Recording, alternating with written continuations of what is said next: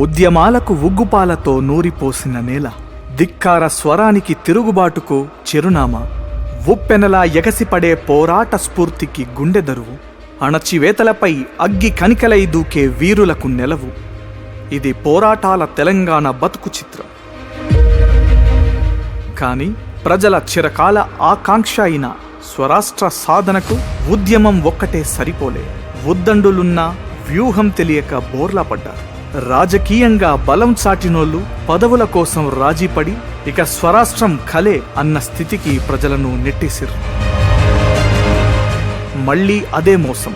ఉద్యోగ అవకాశాల్లో సవితి ప్రేమ, జీవనదులున్నా గొడ్ల నీళ్లకు తందాడే గోసలు, ఉపాధి లేక ఊర్లకు ఊర్లు ఖాళీ అవుతున్న చిత్రాలు, వాటాల కోసం ప్రశ్నిస్తే పదవులతో మూతిమూసే రాజకీయాలు, ఒకలాంటి నైరాశ్యమేదో తెలంగాణ పల్లెలను కమ్ముకుంది. ఇలాంటి విపత్కర పరిస్థితుల్లోనే తెలంగాణ వాదాన్ని ఎత్తుకున్నాడు కేసీఆర్.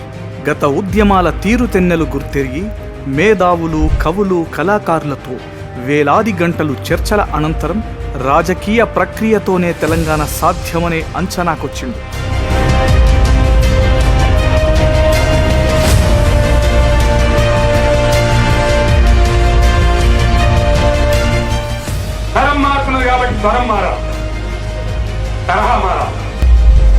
అలా 2001 ఏప్రిల్ 27న జలదృశ్యంలో పురుడోసుకున్న పార్టీ తెలంగాణ రాష్ట్ర సమితి.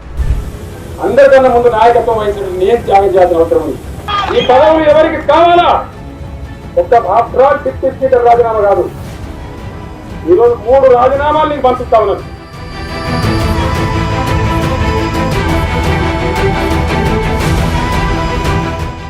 శాసనసభ రాజీనామా తీసుకో, శాసనసభ గతంలోనికి రాజీనామా తీసుకో. గుప్పెడు మందితో మొదలైన తెలంగాణ ప్రజల గుండెల్లో నిలిచింది. మలిదశ ఉద్యమాన్ని భుజానేసుకొని ముందు నడిచింది. ఊరూరా గులాబీ జెండను రెపరెపలాడించి 13 ఏళ్లు ఉద్యమ కాగడను మోసింది. జై తెలంగాణ!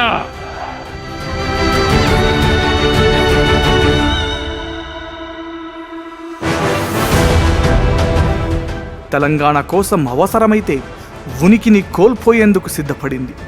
చివరకు కాంగ్రెస్ కుట్రలను ఛేదించి రాష్ట్రానికి శ్రీరామ రక్షలా నిలబడి 10 ఏళ్లలో రాష్ట్ర రూపురేఖలు మార్చి కలలుగన్న రాజ్యం కండ్ల చూసింది.